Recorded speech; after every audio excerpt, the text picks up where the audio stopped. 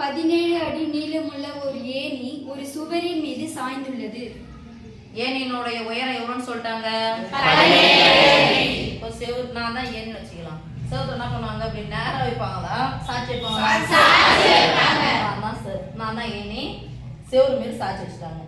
இப்போ எவ்வளோ அடி? 17. அப்போ செவுரு இங்க இருக்குதா? ஏணி என்ன பண்ணாங்க? செவுத்துல சாட்சி வச்சுட்டாங்க. எத்தனை அடி இது? 17 அடி. இதுதான் சுவர். தரை, ஏணி மற்றும் செங்குத்து சுவர் மூன்றும் ஒரு செங்கோண முக்கோணத்தை உருவாக்குகின்றன. இதுதான் தரை. தரையில தான் பஸ் ஒரு அட்டாச் ஆயிருக்கும். ஏணி. அப்போ தரை இது ஃபுல் தரை, சுவர், இந்த ஏணி மூணும் ஒரு சேர்ந்து ஒரு செங்கோண முக்கோணத்தை உருவாக்குகின்றன. சுவர் எப்படி நேரா தான் இருக்கும் போது இங்க நேரா இருந்துச்சுன்னா முக்கோணம் செங்கோண. சுவரின் அடியிலிருந்து ஏணியின் அடிமுனை வரை உள்ள தூரம் ஏணியின் மேல்முனை சுவரை தொடும் உயரத்தை விட 7 அடி குறைவு எனில் சுவரின் உயரம் காண்க. சுவர் இதான்ப்பா, நேரம் தான் சுவர். சுவரின் உயரம்னா எனக்கு என்னன்னு வச்சுக்கிறேன்.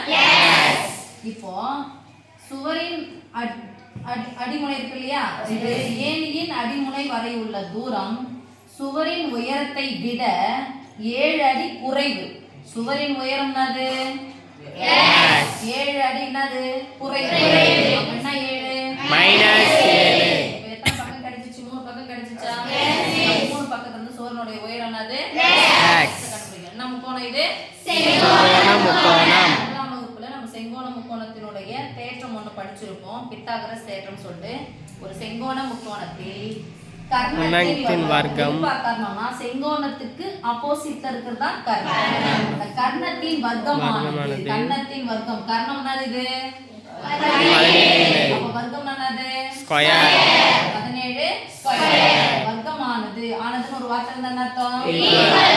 வர்க்கமானது மற்ற இரு பக்கங்கள் என்னது? x ஸ்கொயர் என்னது? என்னது? x - 7. மற்ற இரு பக்கங்களின் வர்க்கங்களின். அப்ப வர்க்கம்னா இத என்ன பண்ணனும்? ஸ்கொயர். இதையும் ஸ்கொயர் பண்ணனும். ஆனா ஈருறுப்பு கோவை அதனால என்ன பண்ணுவோம்? பிராக்கெட் த ஹோல் ஸ்கொயர். மற்ற இரு பக்கங்களின் வர்க்கங்களின் கூடுதலுக்கு சமம். ஓகேவா? கர்ணத்தின் வர்க்கமானது மற்ற இரு பக்கங்களின் வர்க்கங்களின் கூடுதலுக்கு சமம். என்ன தேற்றப்படி? பித்தாகரஸ் தேற்றத்தின்படி. பித்தாகரஸ் தேற்றத்தின்படி 17 ஸ்கொயர் பண்ணோம். 17 ஸ்கொயர் எவ்வளவு சாமி? 289. தெரியாத குழந்தைங்க 17 இப்படி போட்டுக்கோங்க. 17 ஸ்கொயர். ஃபர்ஸ்ட் 1 ஸ்கொயர் பண்ணுங்க. பாக்ஸ் போட்டுக்கலாமா? அப்புறம் 7 ஸ்கொயர் பண்ணுங்க. 7 40 போடுங்க. என்ன போட்டுக்கணும்? பாக்ஸ். இப்போ 3 நம்பர் பெருங்க. 1 2 2 14 2 14. கடைசி நம்பர் என்னது? 8 289. 17 ஸ்கொயர் 289 இத பண்ண முடியாது. x ஸ்கொயர் வெச்சுக்கலாமா? x minus 7 the whole square. x minus 7 ரெண்டு முறை போட்டு பெருக்க போறோம். அதானே?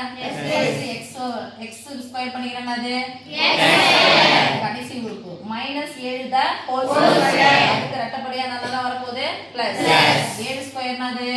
49. இங்க என்ன இருக்கு?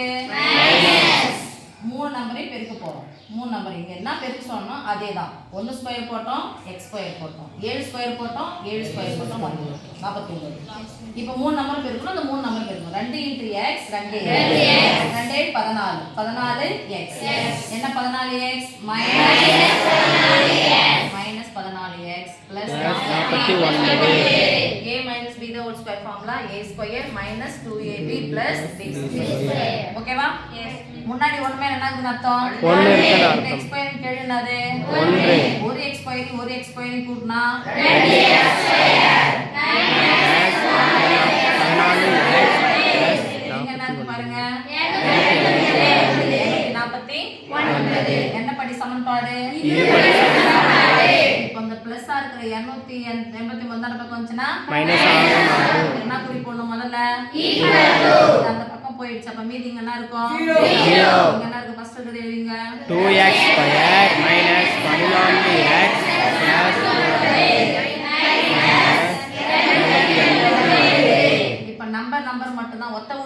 மட்டும்தான் கூட்டவோ கழிக்கவோ முடியும். வேற எதுவும் எக்ஸ் ஸ்கொயர் கிடையாது, வேற எங்கேயும் எக்ஸ் கிடையாது. தனி உறுப்பு தான் இருக்குது. பிளஸ் இருக்கு, இங்க மைனஸ். குறிகள் வேற மாதிரி என்ன பண்ண போறோம்? கழிச்சு பொதுவா பெரிய என்ன இது? 200. சின்ன என்ன? கடைசி உறுப்பு 9 இருந்து 9 கழிச்சா என்ன வந்துரும்? 0. இங்க 8ல இருந்து 4 கழிச்சா என்ன வரும்? 4. இங்க என்ன இருக்கு? 2. இதனுடைய குறி என்ன? இங்க என்ன இருக்கு பாருங்க.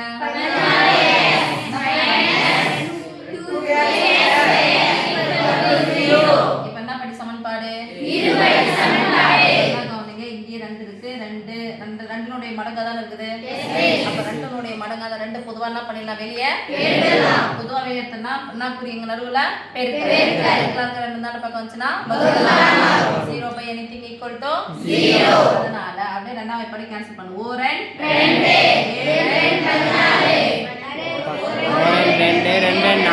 2 ஓகேவா?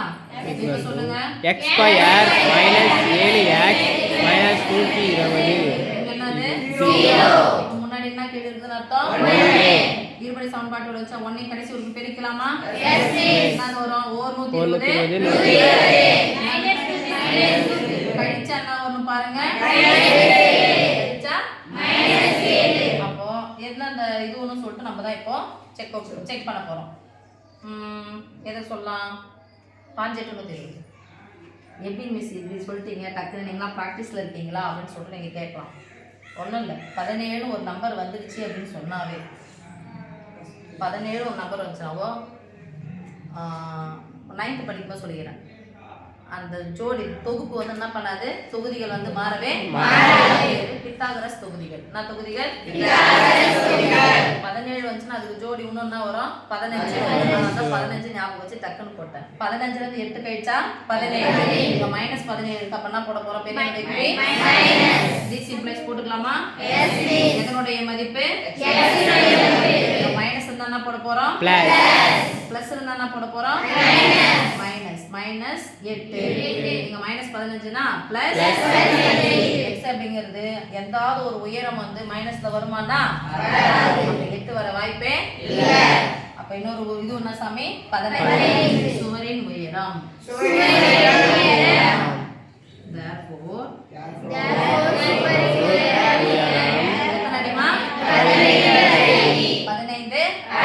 இப்போ சுவருக்கும் தரைக்கும் இடையே உள்ள நீளம் என்னவா இருக்குன்னு பாருங்க. 15ல இருந்து 7 போயிடுச்சுனா மீதி என்னதான் வரும்? 8. அப்ப ஜோடி என்னன்னு சொல்லுங்க? 15 சொல்லுங்க. 15 தொகுதிகள். இந்த ஜோடி எப்பயும் மாறவே ஓகேவா? 2 மார்க்ல கூட क्वेश्चन கேட்கும்போது எல்லாம் அளவியல் பாடத்துல இது மாதிரிலாம் வந்துச்சு அப்படின்னு சொன்னா பூங்கோலியத்துல வரும்போது இது மாதிரிலாம் கேட்பாங்க. அப்ப அந்த தொகுதி என்ன பண்ணாது? மாறவே 15 வந்துச்சுன்னா கண்டிப்பா அதுக்கு ஜோடி என்னவா இருக்கும்? 17 ஓகே சாமி? Yes. Understand? Yes. Thank you மா.